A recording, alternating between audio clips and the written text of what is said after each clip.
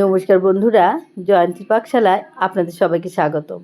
আজকে আমি যে রেসিপিটি নিয়ে এসেছি সেটি হলো পোস্ত মাখা পনির। আসুন রেসিপিটি দেখে নেওয়া যাক। এখানে আমি 200 পনির নিয়েছি। পনিরটাকে বেশ বড় বড় টুকরো করে কেটে নেব।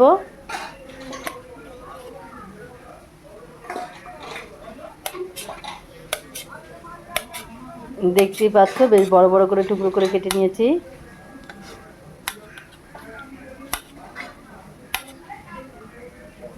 পনির তো সবাই খাও, একদিন এভাবে রান্না করে খেয়ে দেখো।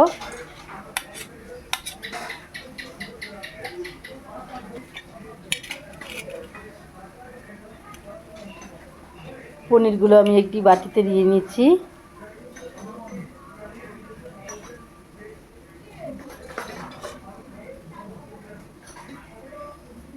দেখতেই পাচ্ছ পনিরগুলোর টুকরোটা।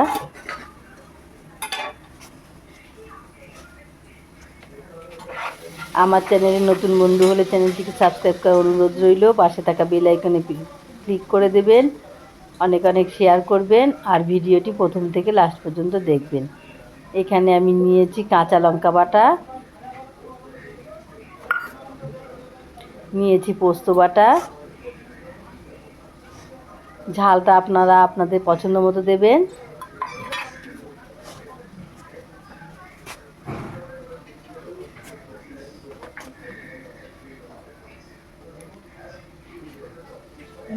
দিয়েছি স্বাদ মতো লবণ, সামান্য চিনি, সামান্য হলুদ গুঁড়ো। হলুদ গুঁড়োটা এখানে আমি সামান্যই দিয়েছি। দিয়ে দিচ্ছি সর্ষের তেল, দিয়ে এটাকে আমি ভালো করে মেখে নেব। আলতো হাতে মাখতে হবে, না হলে পনিরগুলো ভেঙে যাবে।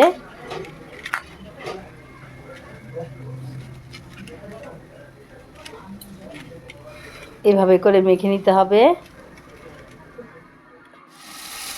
এখানে আমি সর্ষের তেল বসিয়েছি একটু তাওয়ার মধ্যে। তার মধ্যে কালো জিরে ফোড়ন দিয়ে মাখা পনিরটাকে আমি ঢেলে দিয়েছি। দিয়ে একটু নাড়াচাড়া করে নেব।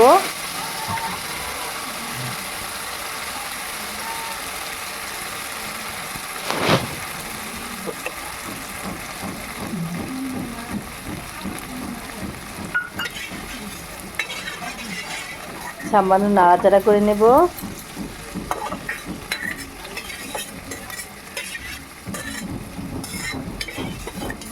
এই রান্নাতে সর্ষের তেলটা একটু বেশি দিতে হয়। আলতো হাতে একটু নেড়ে দিচ্ছি যাতে পনিরগুলো ভেঙে না যায়।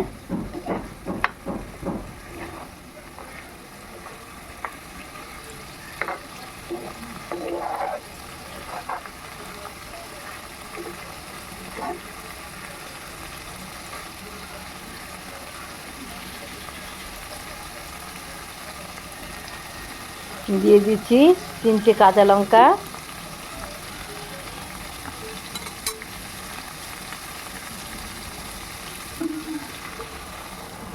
এখানে আমি মশলার বাটিটাকে ধুয়ে জল দিয়ে দিলাম। গ্রেভিটা আপনারা আপনাদের পছন্দ মতোই দেবে। এটি মাখা মাখা খেতেই ভালো লাগে।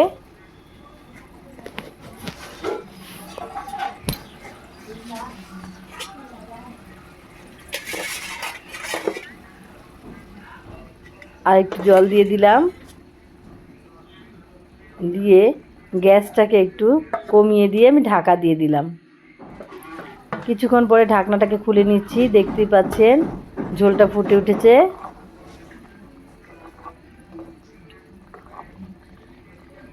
এটা মাখা মাখা খেতেও ভালো লাগে, আবার একটু ঝোল ঝোল খেতেও ভালো লাগে। গরম ভাতের সঙ্গে তো খেতে খুবই ভালো লাগে। আবার একটু ঢাকা দিয়ে দিচ্ছি। কিছুক্ষণ পর ঢাকাটাকে সরিয়ে নিচ্ছি।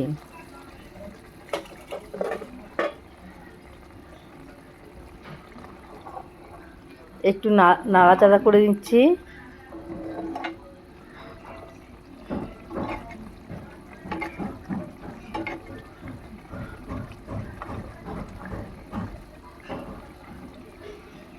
রান্নাটি আমার প্রায় হয়েই গেছে। এভাবে একদিন বাড়িতে রান্না করে খেয়ে দেখুন, আশা করছি ভালো লাগবে।